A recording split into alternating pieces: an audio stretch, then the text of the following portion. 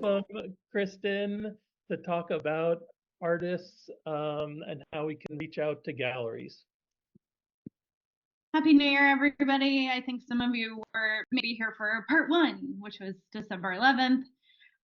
This is part 2. So the first part was essentially, going through and sorting out, what does the gallery do? What would be the reason to want to engage with them? And this part is about essentially how to communicate with them. Most of this is about email, because that's pretty much the main way that I think a lot of us will be communicating or having a more direct connection. Not everybody has access to an existing community where they live. So not only is email kind of the most, I would say, traditional and professional way of reaching out to people, it's pretty much the main access point that most of us have. So we talked about gallery relationships and some market things previously. This time, we're going to talk about fundamentals of communication. So how do you research galleries? How do you prioritize them? How do you draft an email? I'll share with you literal examples that I have created. They're not to real people. And then lastly, a little quick bracket, which if we don't get to, it's fine. You can read it on your own. A couple additional sources of messaging, literally a quick overview of website, social media, newsletter. Those things can go in depth in other presentations, but just want to acknowledge their relevance. So cultivating gallery relationships. Reaching out to a gallery through a cold email is super, super stressful, and there's really no way around that. But doing research and informing yourself really goes a long way towards building not just the confidence, but building community, so that you know who it is you want to talk to. So we're going to go over a few different places where you can look to find commercial opportunities. Again, we're talking about sales. It's not about museums, not about curators. It's a sales discussion. But like I said, not everyone is in an arts-heavy community. I'm based in Brooklyn. I have a unique opportunity in the proximity here. But it's really important to recognize just how much can be accomplished by doing basic research. So some basics and a little bit of a refresher from last time. So last time we went over the galleries, commercial galleries, and their motivations, and we talked a little bit about how and when to engage with them. And this list is about how to research and where to look to find them. So general Google search, look for words like gallery, art dealer, fine art, artist-led, exhibition, art show. Review any gallery listings. There are some places that are really great about creating visual maps for art spaces in the area. Some of them are online, some of them are physical, in shops. But look for those things, including things like nonprofits, museums, exhibition space for collectives, as well as commercial spaces, because they do tend to kind of cluster. Also, if people are interested in the arts plural in your community, chances are visual art might be a component in there. Search for art fairs or commercial art events and research the participating gallery list. I do this all the time. It's I'm 45. It's difficult for me to keep up with my peers, the most established galleries, and the young folks coming into the sector as well without this tool. So, if I'm looking for more emerging artists, I know which art fairs to look at. If I'm looking for sort of the old guard, I know which ones to look at there too. So look and see what places are coming to your area, and kind of use that as a base resource. They'll often not just say the gallery name, but also the location. So it'll say, SoCo Gallery, and I think they're in Chapel Hill, North Carolina. So it's very, very helpful that way. Social media posts, obviously, most galleries are on Instagram. So look at their profile, because this is where they're going to share programming outside of just what's happening in the gallery space. There'll be some behind the scenes, maybe some events, maybe an announcement of some gallery news. And then if you really like them and you want to hear from them often, get on their newsletter. And then look at other artist bios. So this is an amazing and free resource. So look at the websites of artists who are either in your area or from your area or where you'd like to show. Their CV is a really straightforward list of where they've shown before. Sometimes they even note the not just the gallery name, but maybe the curator too, if you're looking to see, who supported them in different ways throughout their career. But it's a great way to find gallery names in a place that maybe you haven't visited before or you're less familiar with. And then this is a repeat slide from last time. And this is to look locally and seek out culture and creative, not just the words like art or contemporary. So this is just a list of some other resources that might be more likely to be in your area than a commercial art gallery district, which just very few places have. So do your homework. I was just traveling and I was speaking to two very, very prominent gallery owners about artist outreach. Actually, it was just a casual conversation. And they said they have always been really sort of amazed at how few people know their program. They send them these emails. They've no reference to the program or what the gallery owner's interests are or anything. And I almost see it as a little bit similar to, perhaps a job interview. If you don't know the program, but you're there trying to hustle your way into being the front desk person, but you don't know what artists they represent or what their aesthetic is like, it's kind of a moot conversation. So really make sure and take your time with this. So a few ways to do that. Obviously the gallery website and program. Sometimes it's a little hard to tell what the focal point is, but just start with something basic. Are there consistent media? Do they tend towards more figuration or abstraction? Are the artists, of all generations? Are they from particular geographies? And see, is there anything new or newsworthy that might be happening? Sometimes they have a news section. And think about what could your work contribute, not mimic or repeat, but contribute to the program you're seeing. Ask for recommendations, ask gallery artists if, perhaps they are already involved in a commercial enterprise with someone, ask them what that's been like. You can ask curators, collectors, obviously people who work at the gallery, but, speaking to artists in your community of all generations and backgrounds, mentors who again might be in the arts, but maybe not visual arts, professors, etc. They're usually some hubs of information. Then go to gallery openings and other events like art fairs, public talks. I see these as opportunities to look, not necessarily like you're not bringing your work to these kinds of things. But if there's a natural way of connecting and introducing yourself to the gallery owner, that's of course great. But I wouldn't necessarily see that as a moment to, whip out your phone and show them exactly what you're working on, unless that's a really organic conversation or initiated by the gallery owner. And then I just included a note because I think a lot of us kind of struggle with this introversion, extroversion issue, and there's a lot of push-pull there. So I like to go to these things with a buddy. Sometimes it's an arts person. More likely than not, it isn't, because sometimes it can feel like a little bit of a crowded conversation. If, let's say it's me and a friend who does similar work, we kind of end up, parroting each other by mistake, not even really thinking about how it might be a less memorable experience for the person on the other end. If they go, wait, do I talk to Kristen or do I talk to Thomas? I can't really tell. So I am usually pretty thoughtful about who I bring along to those things. Review juries. There are a lot of grants and other submission opportunities that will, maybe they have 4 or 5 people who are participating. Oftentimes at least one is from the commercial side of things.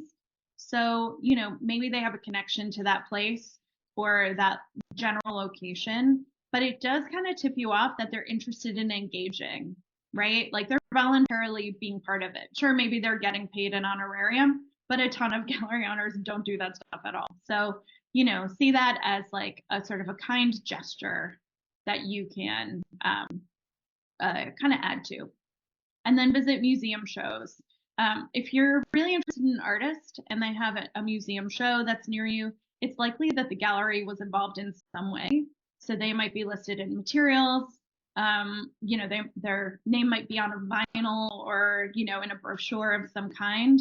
And then you can start researching the artist to the gallery and kind of start getting a sense of what their program looks like. So as you're honing your list, you want to answer 3 questions. The first one is why them, right? So what is it about this gallery, this opportunity that really feels exciting to you? Why you? What would your work contribute to the program? What's your connection to their interests? Like, create a through line to why this connection is interesting to you. And then why now? So I have to be a little careful about this because why now? I'm not creating a sense of false urgency. This is not a moment to do this like awkward canned sales pitch that's like, really heavy on a hustle side of things. It's really about timeliness. Like, did you just make a new body of work that maybe connects to the program? Did they just have an exhibition recently that spurred you to reach out to them? So it's not like Oh, the why now part. yeah. It you should work with me now before it's too late. We're not doing that kind of thing. It's not like a pressure cooker situation. It's making a connection in a timely way, right? That has a really sort of directly clear line to something that has happened recently. So step 3, this is where things get kind of intense. We're going to get into the real granular part. So there are multiple ways to connect with the gallery, but email is the main focus today. Obviously, you guys all know that, but it's also so freaking stressful. People will have like a long list of people they intend to write to, and then they don't do any of it because it's just kind of an awkward situation. So, as I say, email outreach is inherently awkward, but it's a very necessary way of doing business for most of us. And a lot of artists, you guys are like really amazing. You've been trained to, extract as much as you can from studio materials, but that doesn't mean that you've really been trained to communicate this way. So I am going to share a few examples of how to initiate what is for most people, the first moment of contact. So you can start to develop a community slowly, surely. Cultivation is a long game, but mostly so that you can get back to making your work. So, email is usually the first time that this recipient might be hearing from you. And so the message should be really specifically for them. You want someone to feel special and acknowledged. And this is true. I don't care if you're New York, LA, Old Lyme, Connecticut. It's just true. It's true everywhere, So think about how you feel when someone sees the work that you've done and they manage to really like hone in on something special that you've created. You want to do the same for the person on the other side. And then a little disclaimer: these are my suggestions, and they're based on 20 plus years of gallery experience. But we also want everyone to, I don't know, really feel like kind of comfortable with the approach. And people's styles will vary a little bit. These are just kind of like the general framework that I feel like, especially if you're feeling a little uncomfortable about some of this, is just like some great places to start. So the main elements, you have the recipient, the subject line, opening and pleasantries, intro and the ask, any deadlines and timeframes, and then thanks and closing. So the structure typically, looks like this. The first paragraph is the salutation, greeting, a connection if or where there is one, an introduction and the reason you thought of them, and then sort of like a general ask or, something to kind of keep leading towards a stronger connection.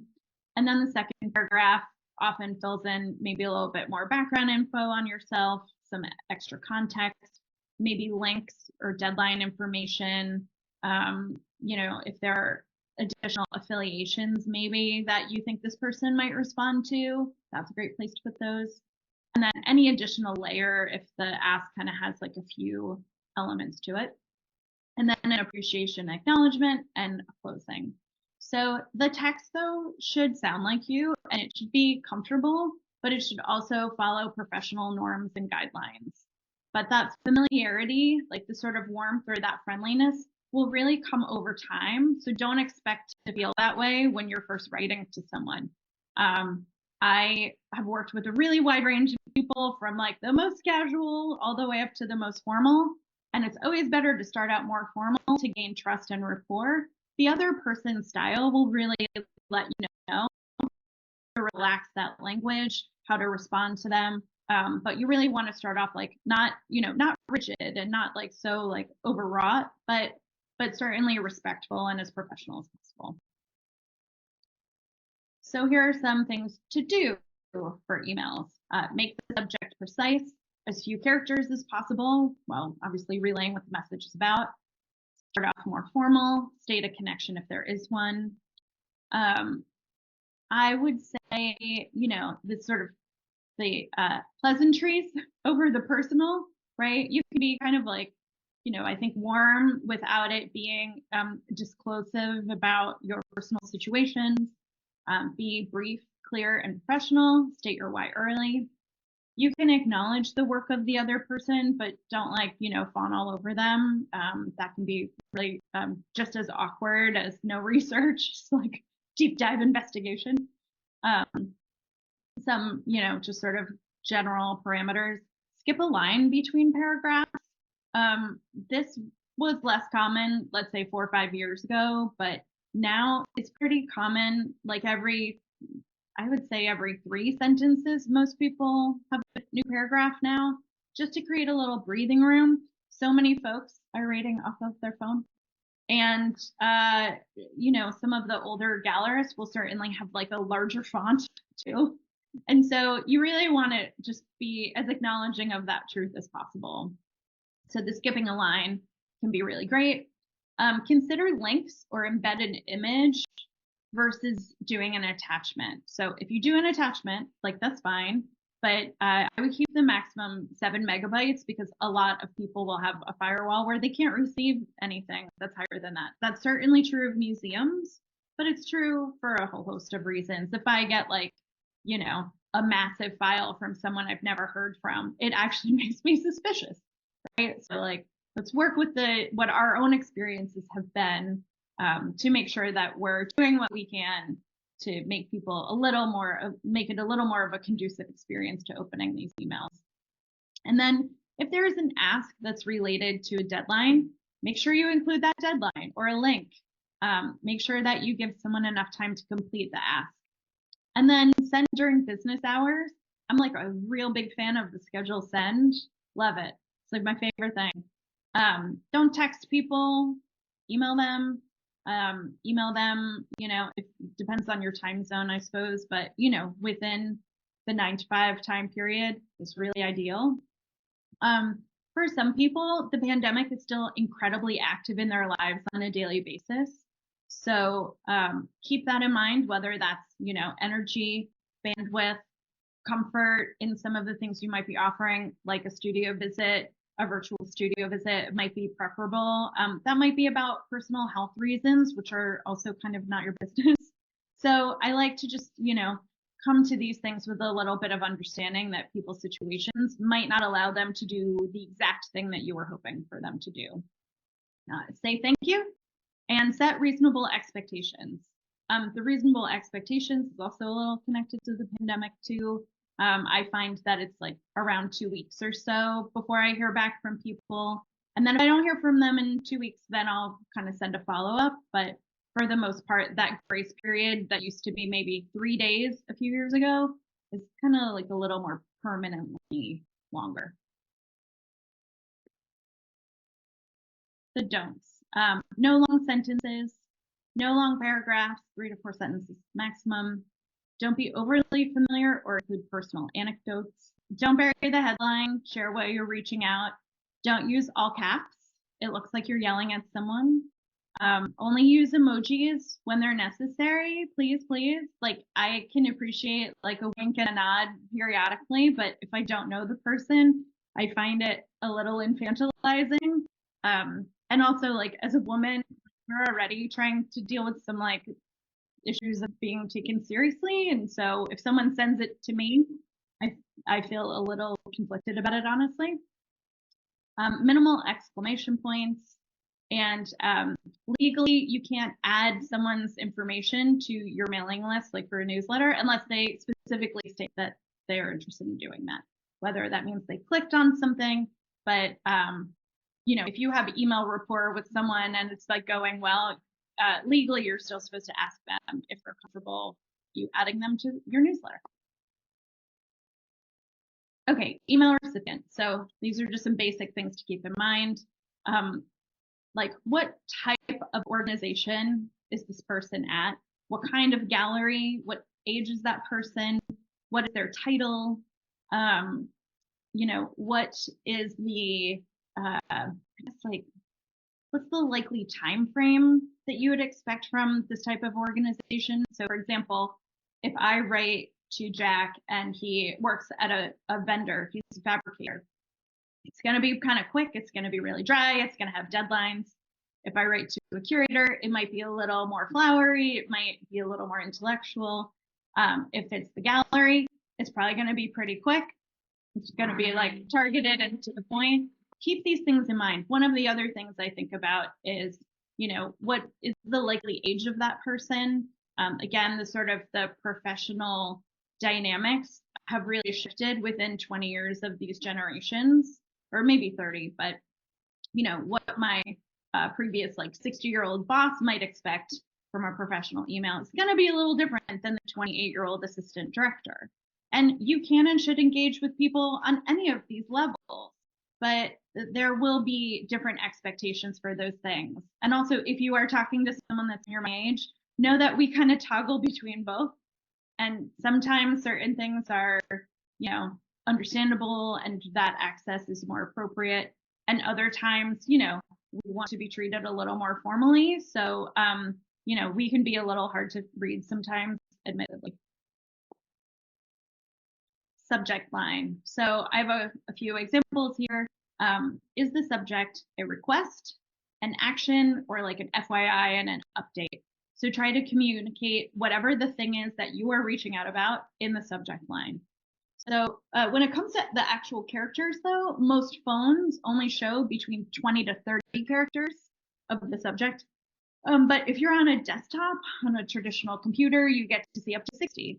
So be concise and phrase with intention, because as you can imagine, a gallery owner is getting like staff emails, things about the facility, their own family, the artist, right? And so if you have something that might kind of tip them to want to open it, you want to put that in the subject and you want to put it within that 20 to 30 characters. So one is intro via Carolyn Ramo, met via Carolyn Ramo, Carolyn Ramo's friend, right? So like you can kind of get a couple of different options. If it's just an FYI, studio update. So this is a list of many subject lines. My goal for you guys, I always say, is to, do a Frankenstein email. You will have this PDF as a reference. You can go back, cut, paste, chop it up, move it around. There's a million iterations of these, but I know how difficult it can be. You're trying so hard to come up with the just right language and articulate your interest and what your work's about. And then you get to the, completing this like great tome and you go, oh God, I don't know what the subject should be. So here's just a bunch. And some of them might work for you and some of them might not. Some of them might work for you in the future. But I just like having it there because you can at least use it as like a base to go back to. Because I really want everyone to, leave with a tangible resource, not like we talked about email for an hour and I still don't know what to write.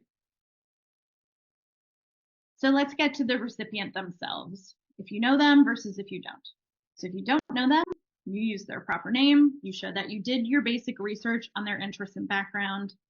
If you do know them, you can be friendly and conversational. If it's appropriate, you can mention maybe a recent project or an event, or maybe, a scenario where you guys have connected directly. It's always good to remind people of how and why they already know you. I have lived in this place for over 20 years, and I would say a couple years before the pandemic, my brain sort of maxed out in terms of name spaces. Like that Rolodex seems pretty filled at this point.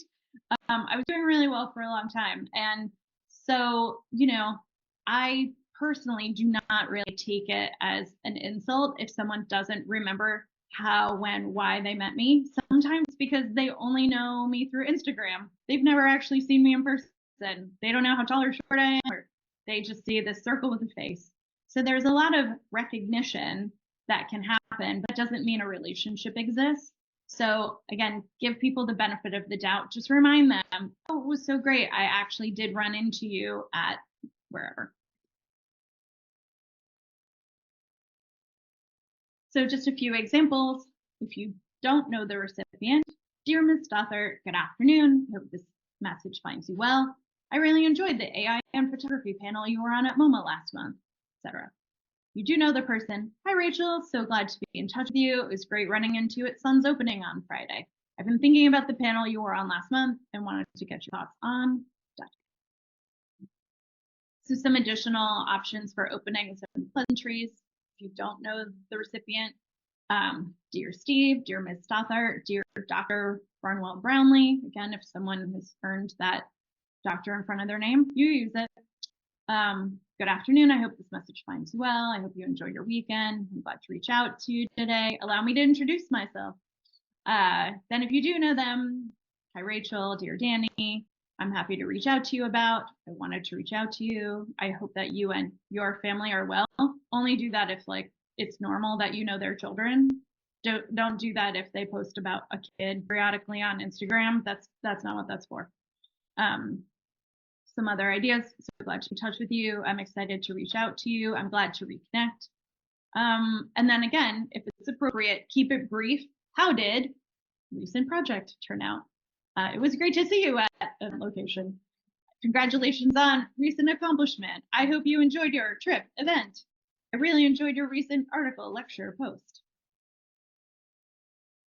So for a cold connection, a cold email via a connection that's sent by you, right? So instead of my friend Patton saying, oh my gosh, I have enough time to connect you to Jack, she goes, I would love to connect you to Jack, but I'm kind of overwhelmed.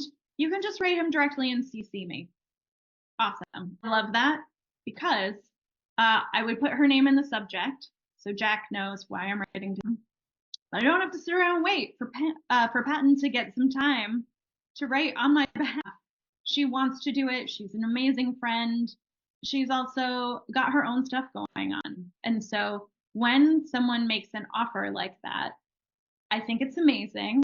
I love that there's generosity. And I also say, I'm happy to do it and just CC you. Like, relieve them of that burden because it's better for you than sitting around and waiting for 2 months, 3 months. Are you ever going to connect me to Jack? I wonder what's happening. Now it's getting awkward. So kind of taking that power back is something that I really prefer.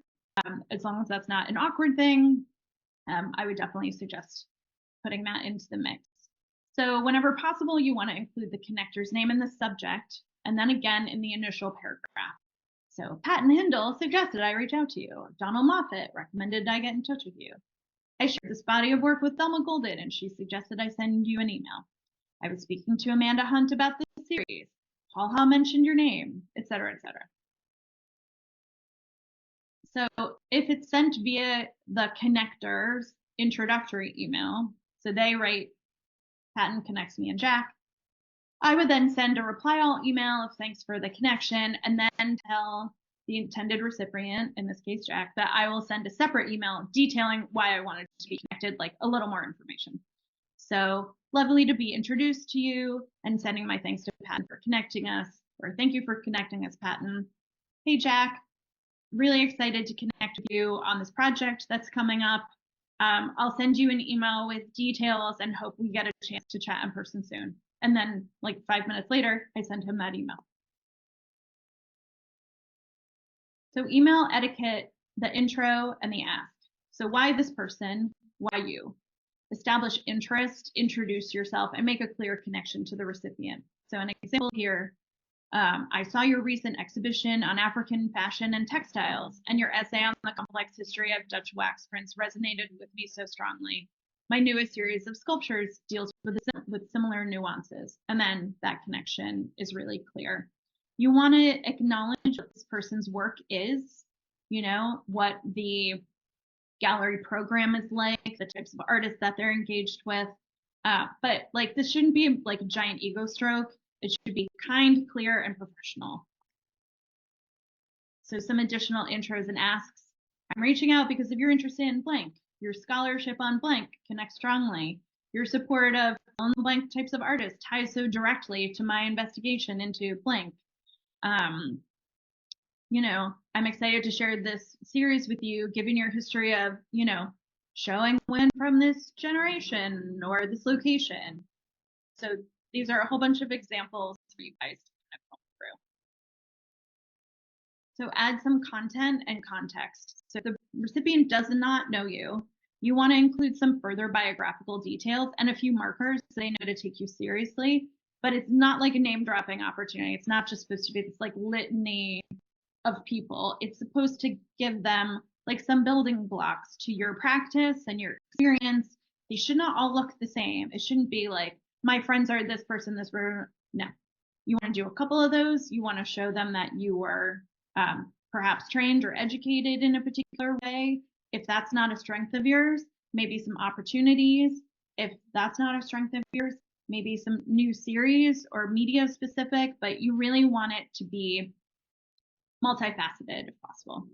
So after 20 years of teaching sculpture at Syracuse University, I am now permanently based in New York and have enjoyed being on faculty at Pratt Institute for the last year and a half. Okay, so we got 20 years, we got teaching sculpture, and we got Syracuse and Pratt for a year and a half. A few other examples. So this is again the additional content and context. I first met Derek Adams during our time at Skowhegan back in 2008, and he recently suggested I reach out to you about blank. I've spent the past decade working on my painting practice out of Kingston, New York, and recently began a foray into art criticism. You may have seen my recent essay on Deanne Whitehawk in the September 2023 issue of Art Forum. I'm including a link to Sebastian Smee's great write-up in the Boston Globe on the project, right? So these are some different ways of really condensing some of your accolades into a couple of short sentences. But again, we are trying for like 3 sentences, let's say, on average, for each paragraph. So now you have an ask. Like, what is your ask? Are you asking for something very direct? Are you asking something a little passively, like it's a new person, so you don't want to like really come out with the question marks out of the gate? You want to give it a little time to marinate and stuff? Do you want to share news, or inform or educate, right? There might not be really a question mark. This might be, let's get to know each other. I really want to share what I do with you. So a direct request. I wanted to share with you a recent series I've been working on that deals with representation in this area and see if you'd be interested in contributing an essay to my upcoming catalog. Question mark. Passive ask. If you have the time, I'd love your thoughts on a recent series I've been working on that deals with representation in this area. So there's no question mark. There's no real tangible. It's like, if you have the time. So it's a little more wiggle room there. And then the last one, I wanted to share with you a recent series I've been working on that deals with representation in this area, as it has some crossover with your background in media technology. So again, it's still a connection to what they do, but you're just sort of creating, again, the sort of building blocks of information on your practice. So direct request. Be clear on your ask. Nobody wants to be uncertain about what you want. Honestly, if you do that, it makes people so angry. Like, you're writing to them for the first time, perhaps, or this might be a newer mode of communication for you to be reaching out to someone. I don't want to have to write you back twice to understand what you're actually asking. It needs to be really clear and concise about that part, because imagine it's something that makes you a little anxious, or you don't necessarily have an email rapport with this person. You've now wasted like 2 of their responses just trying to clarify what it is that you want. So again, this doesn't need to be like brutal or so direct that it's rude. It just needs to be super clear that they know what it is that they're supposed to be contributing to this conversation. So if there is a deadline, if you're asking for something that, maybe it's would you mind contributing a catalog essay, like one of those earlier examples? When is that deadline, right? You don't need to give them all the information because you want them to say yes first. It doesn't need to be like, and here are all the things that need to be in the essay. You can just say, this catalog is scheduled for, I don't know, a September print date. And we're hoping to secure the list of contributors by April. Just give them something, right? And then if it is a question, you want something from them, use a question mark and end the paragraph with it if you can. So I'd love your feedback on this body of work. Would you be interested in doing a virtual studio visit? Question mark. And I sometimes do things where the sentence might not exactly be a question, but I throw a question mark in there anyway. So some additional direct requests. When it's convenient, could you please fill in the blank? Can you provide me with an update on whatever? I'd love for you to take a look at this proposal. Do you think you could return it to me by Friday? Would it be possible for us to arrange a visit in the coming month? Are you available to write an essay for this upcoming publication due in March? Right, so give them something to work with. You know what it actually reminds me of, if these examples help? I've worked with a lot of art advisors, and for a while galleries would send PDFs of upcoming shows with no prices on them because they thought it was like more posh to not include the prices. And then these poor art advisors were like, yeah, I can't send this to my client without the numbers. Obviously, they know it's a commercial gallery. What are you doing? Like, who are we kidding here? And so I've explained that to my colleagues and my bosses, going like, we shouldn't pretend it's not for sale. Now we've wasted an interaction and annoyed someone. So like, we're really screwed this up. And even if we were the ones that had the power in the situation, maybe it was an artist that had a lot of interest or something, it's just not necessary. People are busy. We don't need to like waste emails, sharing lack of information. So anyway, I have strong feelings about that. Okay, so passive ask examples. I would really like the opportunity to talk with you about the work. If you have the time, I'd be thrilled if you'd take a look at. I would be most grateful if you're interested in a Zoom studio visit, please let me know. So again, you're kind of putting the onus on the other person. Status update. Always include relevant deadlines. I'm checking in on this submission, which is due Friday. I'd like to get an update on this thing by Thursday. And then for sharing news, make sure to include any necessary links, embedded images, or information that give a bit of a description about what you're sharing. So I recently completed a series of portraits of the agricultural community in central Pennsylvania, and I wanted to share the final images. That's what you're actually sharing. Some other examples. I'm honored to announce that I'm the 2024 recipient of something. I revamped my website over the summer and added documentation on a project that I thought might interest you. This is sort of more for photo folks. I recently completed work on blank series, and I wanted to share the final edits because people really know, especially with photo, you all tend to like batch images, right? It's not like one painting. Now there's a series. Photo is really like very process oriented in those steps. So that's an example for some photo people. And then some closing options. Express appreciation and positivity. Assume good intention. I can't tell you how often I say those 3 words on a daily basis, sometimes to myself, mostly to artists and institutional clients and some gallery folks too.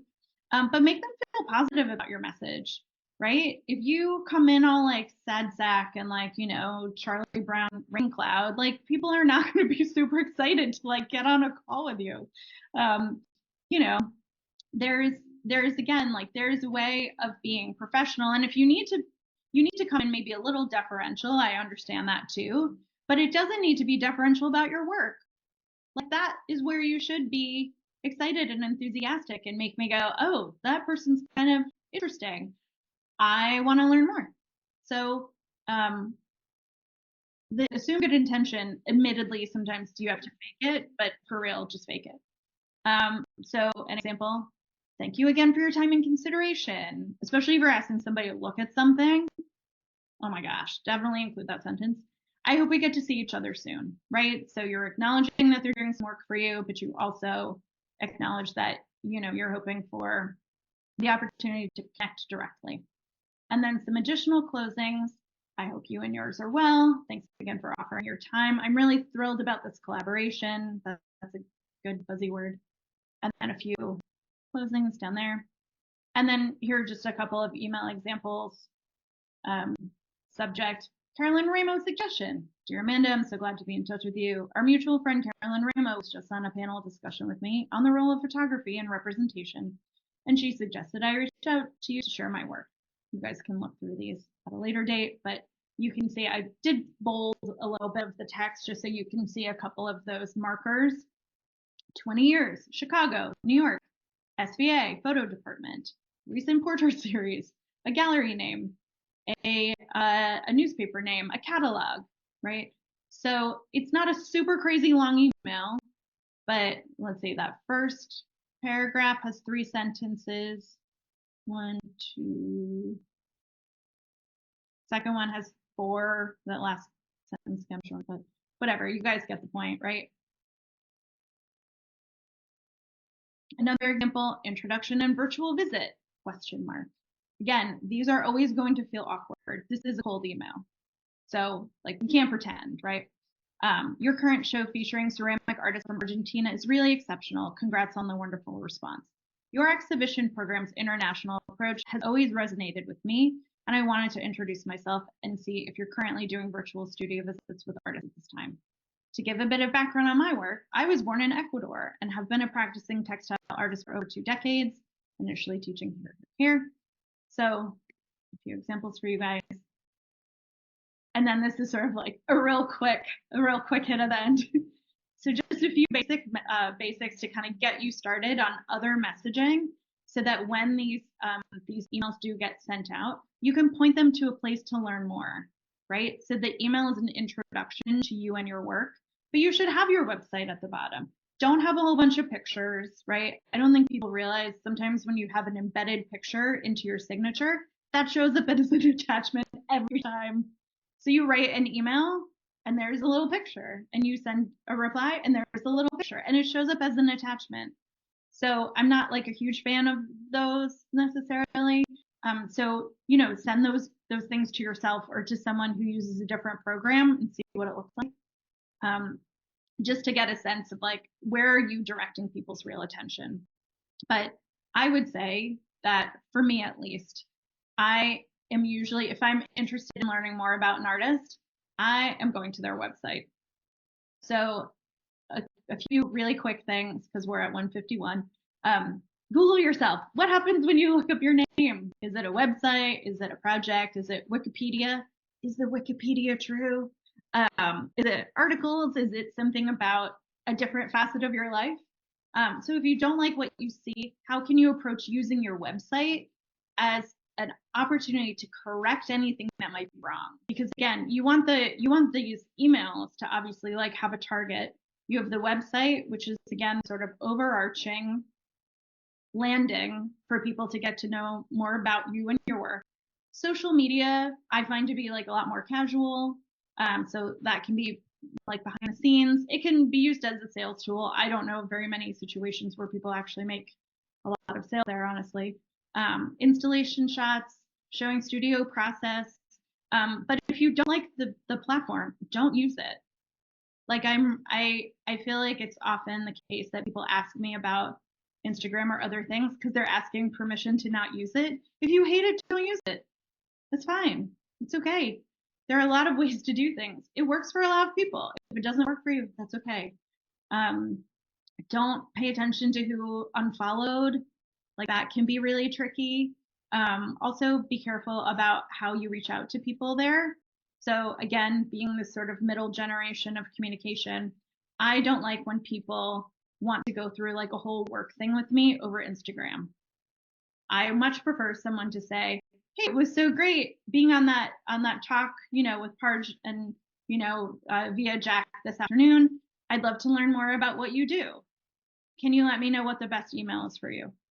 Amazing. Great. Let's take it to email because I'm not going to be using Instagram as like, sharing my business practices with someone. That's not what that's for me. So I just wrote a couple of things, which is like, what's the purpose? What's the content you're interested in? The frequency. You might have access to this. Is that like a group that you're excited about? How much attention do you really want to give it? And then is it really necessary? And then a newsletter, which is going to be a little bit more, informative. It should have, I usually say 3 or 4 listings of things. It's nice when there's a variety of those things. I tend to think about them as like quarterly. And then if nothing really exciting happened that quarter, don't do it. That's fine. These are just baselines. There are some quarters where a whole bunch of things happen all at once. And then it's 6 or 9 months before opportunities, start to be shareable. So again, we really want to think about these as additive, right? These are layers of information, with the emails being the connector, the website being the hub, social media is a little more casual, and the newsletter is supposed to be like an update of things that are going on. Thank you so much, Kristen. I mean, I have a ton of questions, but I want to get to some of your all. First question, is it appropriate to cold email an intro to a gallery when they see no unsolicited submissions? No. Next. Next. Especially if you do that, like, I mean, you're not going to, like, that means they don't want your emails.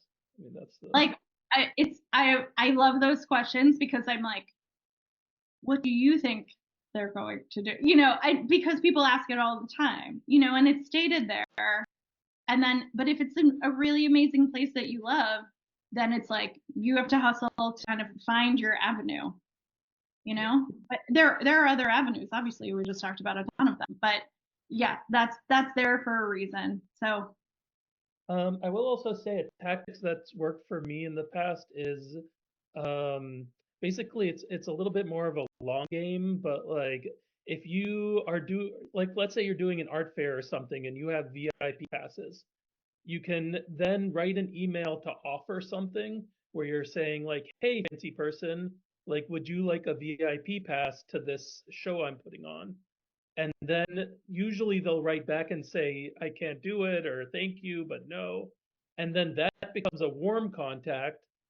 And then long game, like 6 months later, you reach out again and you say, hey, remember me? I'm doing this other thing. And, and would you like to do a virtual studio visit or something? And I think, Jack, you make a really good point, because I work with artists, galleries, and nonprofits. And whenever it's a new relationship of some kind, my question is always like, what are you offering them? Yeah. Like, it doesn't need to be like the world, but it needs to be something, So a gallery example is like, oh, we would love for you to look at this PDF. Yeah, I bet you would. But what about the next time that curator is coming through that town, you offer a studio visit with that artist? Like there has to be a gesture for them to reciprocate in some way. Yeah. And I mean, it sucks that like our artwork is not enough of something to offer, but it's not enough, but honestly, Jack, like it's a flat image. Yeah. And most artists I know, their work does not translate super great, or certainly not as potently in online as it does in person. So everyone kind of like recognizes the limitations of that, right? But still, what we have in front of us, like it's the option for now. I'm also going to say before I get to the next question, but remembering empathy, I think, is really important. Like, I mean, first of all, like I've been installing a show in a gallery, and someone comes in and wants to show the gallerist a PDF of like their artwork, and doesn't even engage with me, the artist installing. And then I've been like working in a gallery, and someone comes in and is like, "Hey, look at my work," but doesn't even look at the show. And so like that's number one for empathy. But number two, like I cold emailed someone a while ago because they had such a crazy install for a show, and I emailed them and I was like, that install was amazing, it must have been really hard. And that bit of empathy got them to respond, and that became a warm contact. Yep. And I do that a lot, like because for personal and for work reasons, I end up in some like more unique locations. Like I got to go to Des Moines for the first time this summer, and I saw an amazing ceramics exhibition by like a 28-year-old curator. I know she's not getting a whole bunch of emails saying, oh my God, it looked amazing. Like your sight lines were fantastic. I hope the next time that you're in New York, we get a chance to meet in person, but like kudos on the show. It's not a whole bunch of kissing ass. It's literally like, I'm a colleague and I see what you're doing. And that's what you did with that artist, right? It's like, I recognize the work that went into that. Yeah. And that cold introduction can become a warm thing. And that's like, I mean, for sales, like, if we talk about art as a business and it's all of, and like sales marketing people will say, like, convert your cold contacts into warm contacts. All right, another question. So galleries have show cycles. Is there a bad time to be emailing them, like cold or warm? Should we be looking and saying, Um, oh, they yeah, have yeah, but this is where like my experience is with one version of the art world, right? So I'm happy to share what mine is. It might not apply to where you live. So if you're like in a resort town or something and I go, don't do it in January, you might be like, January is the month. Nice try. So the New York City, LA, Chicago, kind of like we'll say mid-career plus schedule is like a school schedule. So September is a big deal show. The November show is kind of a big deal show. January is a little quieter, a little more experimental, a little more group shows. End of March, things start to get a little more interesting. People are waking up. They're like out of their hibernation zone, and so the April, May shows are pretty intense in New York. And then June, July, the end of June is usually when summer shows go up. And then technically galleries are closed for part of August. Now, like anything, you can certainly make the case that, oh, email them like when it's quiet because they want like be busy with other things, right? And that's true to a certain degree, but usually they're catching up on things that they did not get to. There's a lot of like insurance value appraisal things and paperwork and end of year. And there are a lot of art fairs in Miami in particular in early December that kind of like trashes the whole end of year. So January is often when people are getting their work reviews. They're maybe getting a raise or not. They're figuring out like it's kind of it's a little bit stressful in an odd way. So I see gallery outreach as like a receptive time would be more like end of March into April and May, and then more like October after that first rush has happened. Give people a minute, but I can say this past fall was the most generative fall of the pandemic that I have seen. And so I think people are starting to recognize the sort of like long-term effects on their energy and bandwidth, and they're able to incorporate it a little better into being excited about things. Like a year ago, the beginning of the year was tired. Oh my God, people were exhausted. This year there's a lot more energy. So I would kind of see that March, April, maybe into early May as like a good time for outreach. And then last week of September to maybe, I think this year I said like, finish your emails by November 10th, even though people kind of had a little more in them than the year before. But for US based people, it's Thanksgiving, there are auctions, there are art fairs, it's end of year. So I think those sort of like two months or 3 months in the beginning of spring and 2 months in the fall seem to be the most likely that you would get some energetic response. Another question is, if you don't get a response, can you send a follow-up, or at what point are you being annoying? Just I think if there's no response, but it was informing someone, there's nothing to do, right? This is what I'm saying. Like you have to decide what you're doing. Are you educating someone? Are you prompting them to reply to you? If it's just informing, you're not asking them to reply. So maybe they read it. Maybe they did the instructions, right? Mm-hmm. So if you don't have a question, if you don't have a hook of some kind to engage, then there isn't anything to follow up on. But like I said, I give people about 2 weeks and then I follow up. And I don't say the exact same thing. And I certainly don't say, did you see my email from 2 weeks ago? Like, that would make me go, like, this person does not get it. But, you know, is there a kind way that you can sort of reposition and just say, you know, hope you don't mind me reaching out again, wanted to make sure you saw this, or, you know, but again, like, just say it in a way where they know, like you said, that you have empathy for whatever they're going through on the other side. But I don't have a problem with a follow-up, but I also, especially when it's a cold email, I don't necessarily expect one necessarily. I think you can certainly inform them again at a later date, like not way after the 2 weeks, like, you know, share information about something that you have that's coming up, or again, make an actual offer, right? So if it was informing one and you didn't get an answer, you can say, you know, I do have a new body of work. I'm wondering if you're doing studio visits. And then if you don't hear from them, okay, you should move on. But that 2 week grace period, I think, is really important.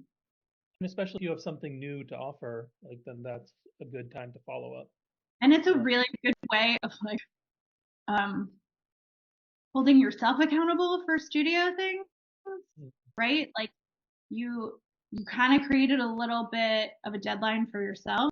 You said, okay, I'm gonna reach out to Kristen with like just a general thing, but like, okay, I need to write her again by March 15th. What are you gonna do between now and March 15th that you're gonna show this person? What material? What website? What's the offer? Like, what is it that you want to exchange in some way? I would also recommend that people start a some sort of log, or I have a spreadsheet and I made a template on our website for who you're contacting, their contact info, where they're working, when you contacted them, if they replied, and what kind of reply was it? Was it like a go F yourself, or like something pleasant or very warm? Um, but like having those dates and seeing when you last contacted these people and about what is such a great resource the older you get and the more you're like, oh, I haven't contacted this curator in a while, and then you Google them and they're like, oh, they're actually the director at this place now. And like, Yeah, or they don't, especially if it's a curator, they don't work there anymore. Like if it's been more than 5 years, probably that person does not work there anymore. You know, galleries don't move as often. They do close though, but they don't really move in the same way.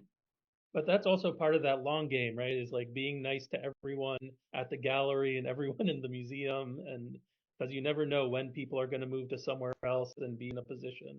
And I think it also, you know, I like to give people that sort of the distance instead of saying like, I make this in the studio. It's like the Kristen Becker studio policy is, right? It's a business. It's an LLC. You are seen by the government as being a business. And so if I'm an artist and I go into a gallery situation, a museum situation, I look at all of the staff, all of the people I'm engaged with as colleagues. They're not better than me. I'm not better than them. No, but there might be a hierarchy in that institution. I do not need to engage in that hierarchy myself. If I'm being asked to, that's a different thing. But I promise you, especially younger people or someone whose job, you know, might not be as sort of like, you know, prominent as someone else's, regardless of age, they remember. Oh my God, they totally remember.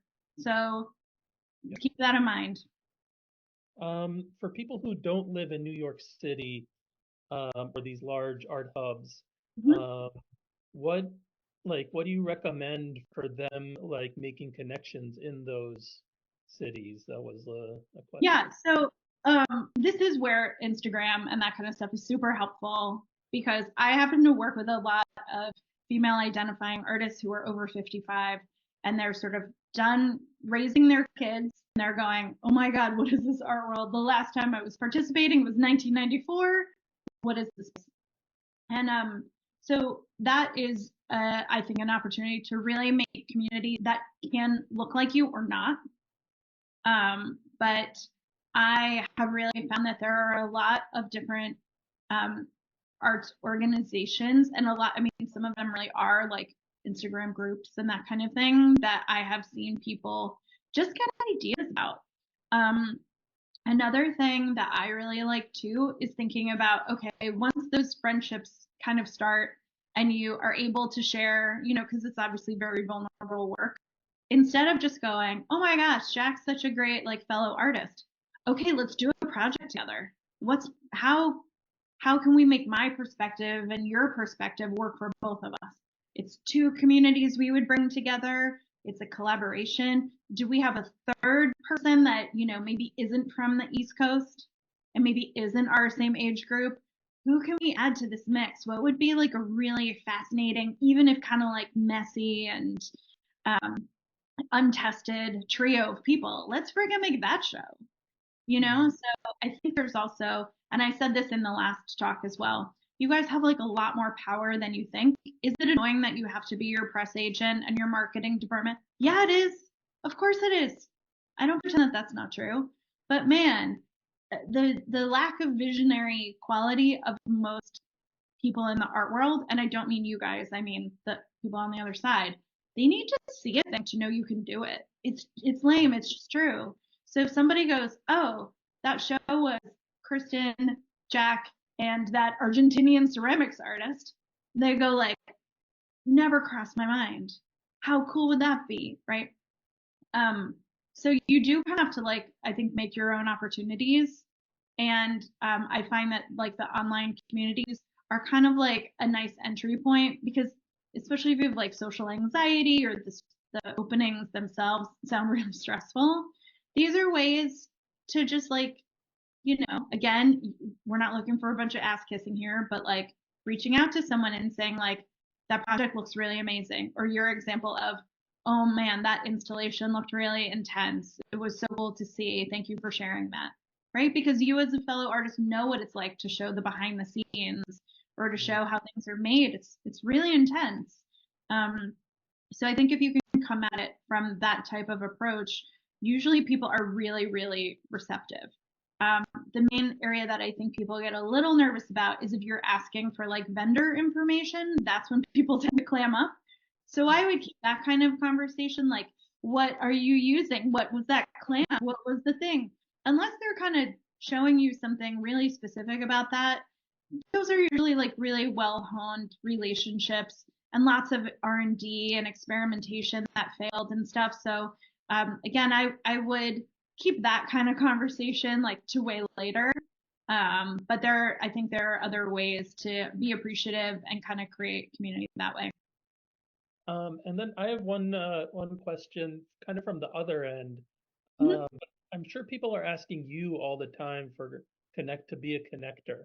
Yes. Like, do you have some sort of like A, it's kind of annoying, B, it's like a huge resource that you have to connect people, even though it does bring you things. What are your rules for connecting people Sure. or So the rules for me were really different when I worked at a gallery versus now I do a version of, strategic consulting as a business practice. One, I don't offer that service as a business practice.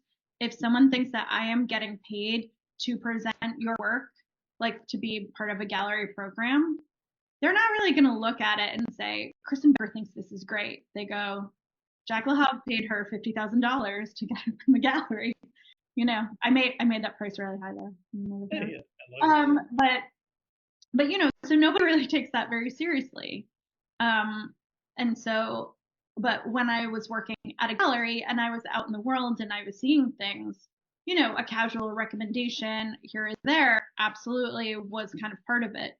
But I wasn't, other people do that with a lot more intention, and they say, Jack, if I share your work with this person and things move forward, I will expect a percentage of sales from your first show or for the first year of you guys working together. Like there's going to be some invoices coming from me, So it's a little harder to find people who are just sort of doing it out of their generosity of spirit.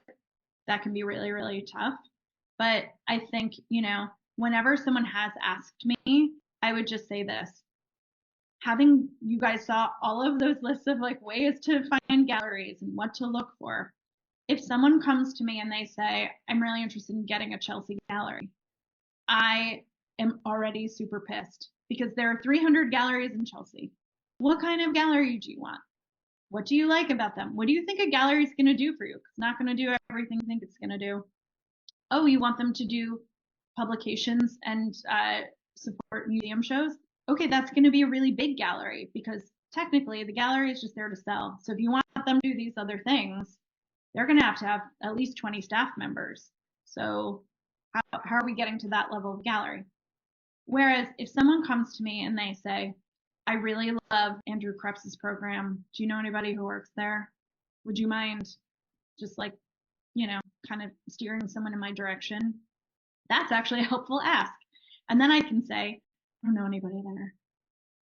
Or if they say, here are the 3 galleries, I'm looking at X, Y, and Z. I feel like they have, programs that, engage the conceptual part of my practice really well. Okay, now I have a template. And maybe I don't know someone at those 3, but I might say, I do know this person at Magenta Plains. Do you want me to email her? But I shouldn't, kind of to the earlier email direct ask, I shouldn't have to do the research for you. I shouldn't have to ask you 50 questions to understand who you really want me to talk to for you or why. Again, it doesn't need to be like an assault of, here are all the things I want from you, but just, hey, I've been thinking about, gallery options. And, at this point in my career, I'm really looking for like legacy planning, or I actually don't really care about the finances as much. I just want to have a show every so often. People want galleries for a million different reasons. It's not all just, to make money from the art. There's lots of other things that they do or don't do.